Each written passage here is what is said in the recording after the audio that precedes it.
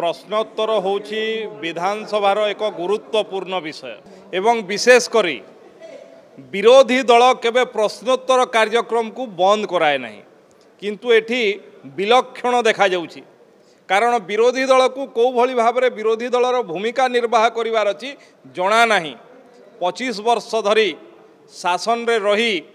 विरोधी दल केमती आचरण करने को है केमती व्यवहार करने बोधे भूली गले मु आगु गृह भितर कहूँ पुणी थे कहूँ टी ट्यूशन हो जातु विरोधी दलर भूमिका केमती रहा कथा एवं ए प्रश्नोत्तर कार्यक्रम रे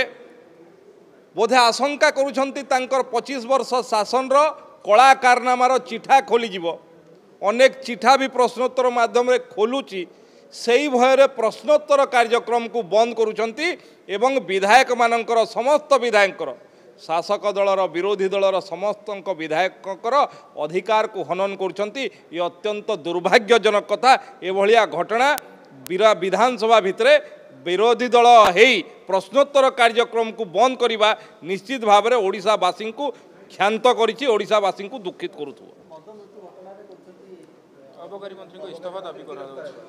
देखंतु एटा पाखापाखी 3 दिन हो गलानी 2 दिन हो गलानी ओडिशार गुरुत्वपूर्ण विषय कही